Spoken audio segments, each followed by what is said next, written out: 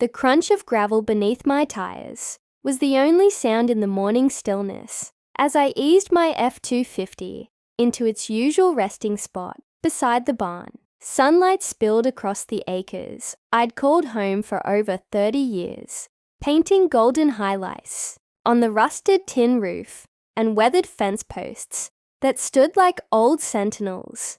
Everything about this place had history, my history. Every beam in the barn, every tree on the hill, mine. Until she moved in, absolutely not. A voice snapped like a twig behind me. I didn't have to turn around to know who it was. Karen Thompson stood at the edge of my driveway, arms crossed so tightly, her elbows nearly touched. The HOA board president was decked out in her signature, pastel athleisure and oversized sunglasses. The clipboard tucked under her arm like a judge's gavel. Behind her, a white Lexus sat idling in my grass, 2 wheels sunk into the earth like it was already trying to flee. That vehicle, she said, stabbing a manicured finger toward my truck, is a violation. It's unsightly. It's obstructing the line of visual continuity mandated in the HOA aesthetic charter. I stared at her, then looked back at the truck, the same truck that had hauled fence posts through 2 hurricanes, that had pulled neighbors, cars from the ditch during snowstorms, and that I'd personally rebuilt from the axles up. It's parked on my land, I said plainly. I don't recall needing your approval to use my own driveway. You're mistaken, Mr. Ramsey, Karen replied, her voice condescending but rehearsed, like she'd been waiting for this confrontation. The HOA expanded the coverage zone last year. As of January, your property is subject to community guidelines. You were notified. I knew exactly what she was talking about. A letter with legalese so thick it may as well have been in Latin had arrived months ago, declaring the HOA's intent to incorporate adjacent parcels for the betterment of neighborhood unity. I had tossed it in the wood stove. Nice speech, I said, folding my arms. But I never signed anything.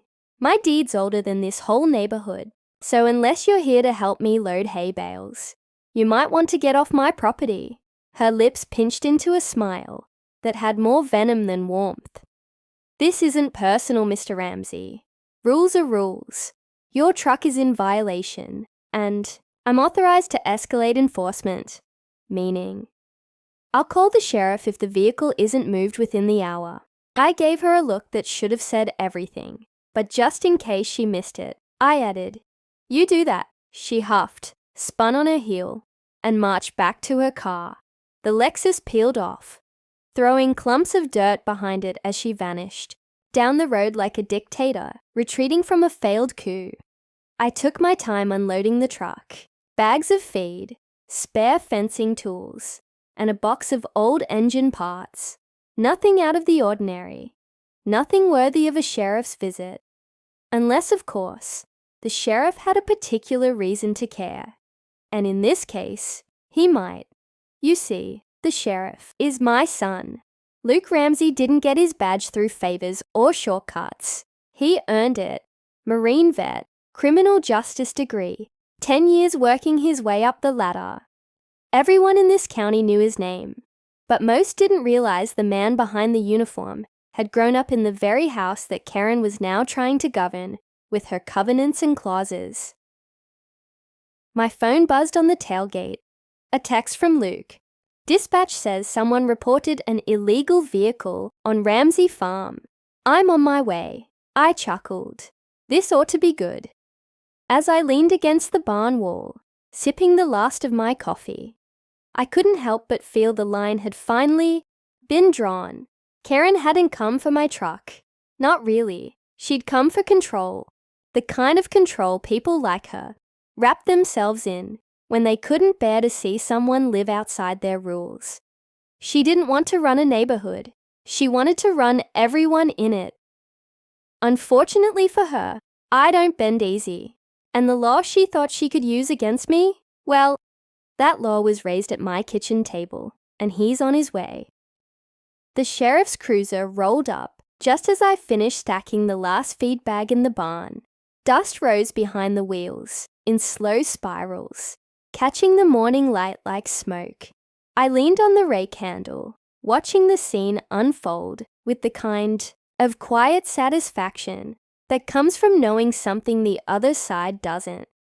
Karen's Lexus returned only seconds before Luke stepped out of his car. She parked diagonally, taking up half the driveway again, like that alone announced her authority. Then she stepped out, clipboard in one hand, indignation in the other. "Thank goodness you're here," she said, rushing over to Luke like he was a waiter arriving late with her soup. "This is a serious violation. The resident, Mr. Ramsey, is willfully defying multiple HOA regulations." Luke raised an eyebrow. "Is that so?" She nodded vigorously. "The vehicle is unsightly. It's degrading the neighborhood's aesthetic cohesion, and it's been parked here for over 48 hours on a surface that is not HOA approved. We're enforcing the rule book." Luke turned his head slowly toward me. "You hear all that, Dad?" Karen froze. "Dad?" Luke smiled and gave her a casual nod. "Yes, ma'am. That's my father." Her face drained of color so fast, you'd think someone pulled the plug on her bloodstream. Her lips parted, but no sound came out. Luke stepped forward, his boots crunching the gravel underfoot. He took a long, deliberate look at my truck, then glanced around the property. Barn, feed shed, pasture. Nothing out of place, nothing illegal. "Looks like it's parked on private property," he said plainly. "You called this in as an illegal vehicle. Based on what law?" Karen stiffened. "Based on HOA Code 12.3, external vehicle storage. It explicitly states that any vehicles not housed within a garage or carport are subject to removal if deemed inconsistent with the neighborhood profile." Luke kept his voice calm. "And that would be enforceable if this property were under your jurisdiction." "It is," Karen insisted, louder this time. "The board voted to incorporate adjacent lots last year. We mailed formal notices." Luke reached into his cruiser and pulled out a binder, "and those notices were never filed with the county, which means you're not legally governing this parcel. In fact, I just double-checked this morning. Dad's property is still listed as agricultural and exempt from HOA inclusion." Karen's mouth opened and closed again. Her clipboard trembled slightly in her grip. Luke continued, his tone now laced with just enough edge to cut through the nonsense. "You can't call the sheriff's department to enforce bylaws that don't legally apply. You're not the government. You're a volunteer committee with a Xeroxed rulebook and a grudge." "Sheriff Ramsey," she stammered, "I was only trying to maintain order. The HOA exists to protect property values." Luke looked at her evenly. "Not by trespassing on private land or threatening residents with illegal enforcement actions. This isn't your battlefield." I suppressed a smirk as Karen glanced between the truck, the sheriff, and me, realizing she'd come to the wrong fight, armed with the wrong weapons. "Mom," Luke said, gesturing toward her car, "I suggest you leave now before we escalate this further. And just a reminder, making a false report to law enforcement is a criminal offense." She stared at him for several seconds. Then, without another word, she turned and marched to her Lexus. She slammed the door, jammed the car into reverse, and sped off, her tires spinning dirt into the air like a retreating army. Luke waited until the dust settled before he spoke. Again, didn't think I'd be using my badge for HOA nonsense, but here we are. I gave a low chuckle. "Appreciate the visit, son. Figured this day was coming the moment she got herself that clipboard." "She's not done," he warned. "Folks like her never stop at no. They just change tactics. I'm counting on it." I said, walking back toward the barn. You can't win a game like this by playing defense. Let her come back. I've got 30 years of paperwork, boundary surveys, and stubbornness. She's got printed rules and a superiority complex. Luke grinned. Sounds like a fair fight, more like a slow ambush, I replied, tugging open the barn door. And she just stepped into the trap. The following week, the real games began. Karen's first defeat hadn't slowed her. It sharpened her. Like a queen knocked off her square in a chess match, she returned with a new strategy, one less legal and far more personal. Her weapon this time wasn't law enforcement. It was relentless, grinding irritation. It started with letters, typed, double-spaced, and sealed with the HOA logo. Like some royal decree, they showed up daily in my mailbox. Each one carried a new accusation: improper fencing material, grass height violations, unauthorized livestock odors. One even accused me of allowing unregistered wild birds to nest in my oak tree. That one got a laugh. Then came the visits. Not from her. She was too proud for that now. But from her minions. The HOA's so-called aesthetic compliance officers.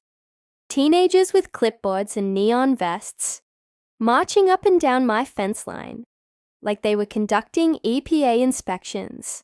They'd linger by my barn, take pictures of my shed, squint at my gutters like they were hunting for war crimes. One of them asked if the faded American flag on my porch violated community palette standards.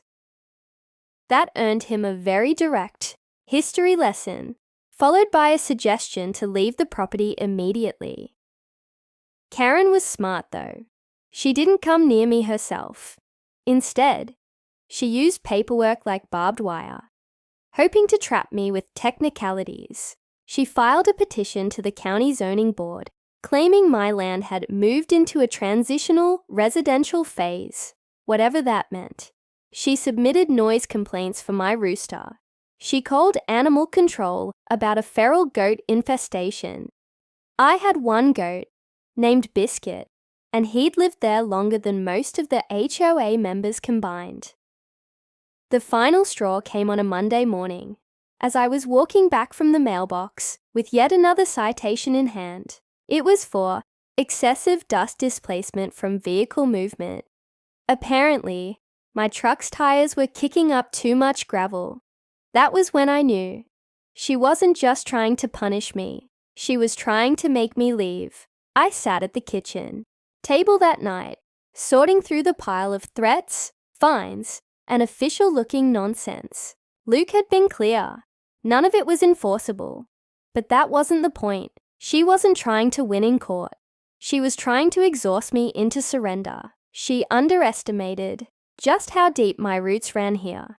My wife and I had built this home. With our own hands, we raised 3 kids under this roof, buried 2 dogs beneath the oak in the front yard, and carved a life from soil and sweat. Karen's kind came and went with every real estate boom. But folks like me, we stayed. That evening, I made some calls. First to Charlie Matheson, an old friend who worked in county records. Then to Marlene, the town's real estate lawyer, who owed me a favor from back when I fixed her busted well pump in '09.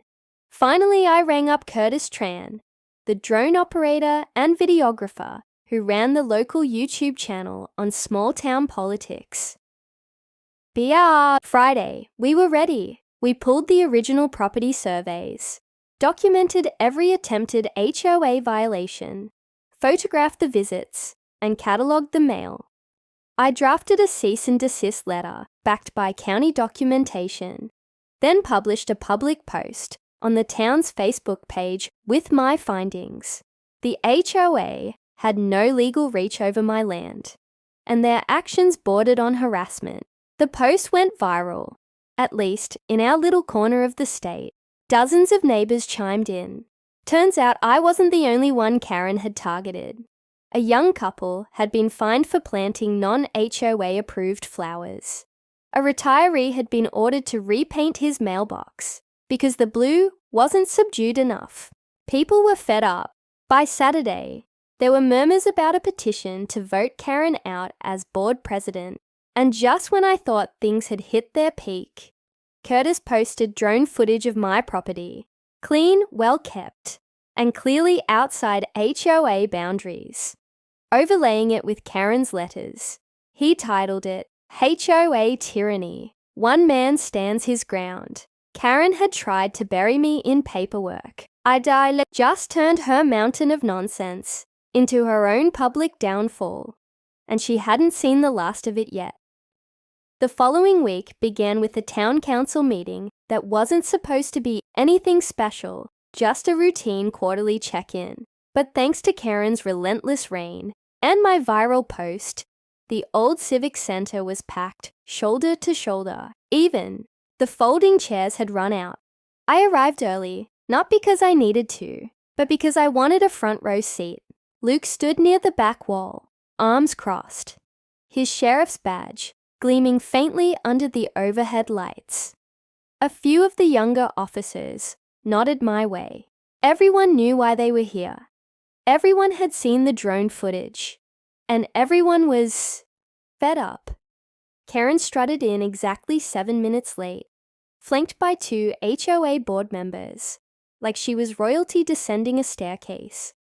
She wore an ivory blouse, pearls, and a thick layer of confidence, as if the walls weren't already crumbling around her. She marched up to the podium, cleared her throat dramatically, and began reading a pre-written statement. The HOA exists to uphold standards of beauty, unity, and respect. We mustn't allow emotional reactions or misinformation to divide our community. As board president, A voice interrupted from the back.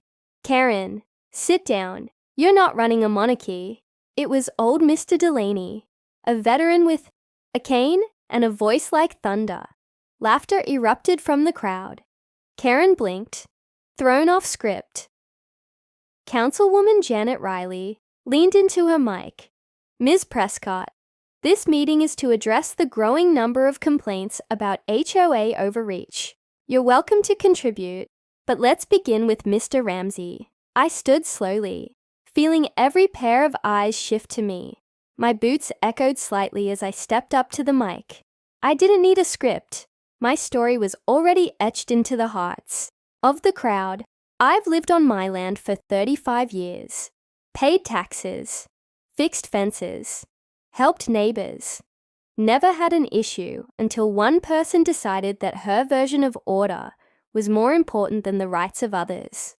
I held up a thick folder, the letters, citations, drone stills, and zoning maps all neatly bound. This is what the HOA has become under Karen's leadership. Harassment dressed up as governance.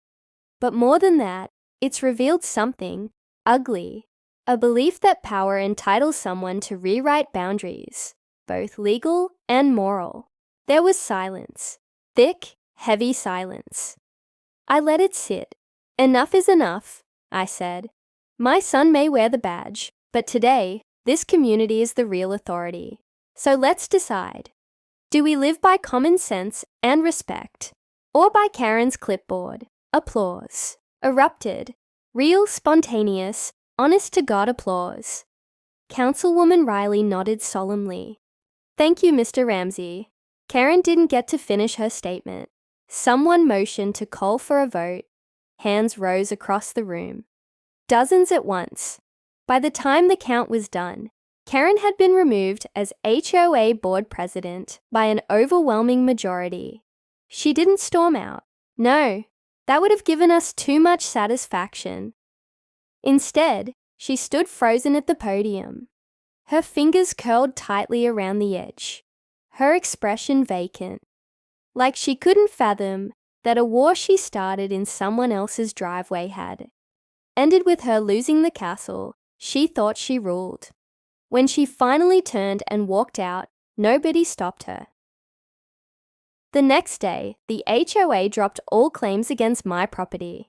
A public statement was issued by the newly elected board president, a quiet but fair woman named Denise Cho, promising reform and transparency. The drone footage had already racked up 50,000 views. Curtis was now working on a mini documentary about HOA abuse across the state, and people who'd once whispered their frustrations now spoke openly at barbecues, town halls, and grocery stores. Karen moved out 3 months later. Word was, she'd sold her house below, asking price, blamed. A sudden drop in community cohesion. As for me, I'm still parked right there in front of the barn, still waking up before the sun, still hauling feed and repairing fences and waving at passing neighbors. Only now, I get more waves back. Some even stop by to chat, ask how to file for exemptions or what plants the HOA can't regulate. The land never changed, but the people did. Luke drops by now, and then, always with that same grin.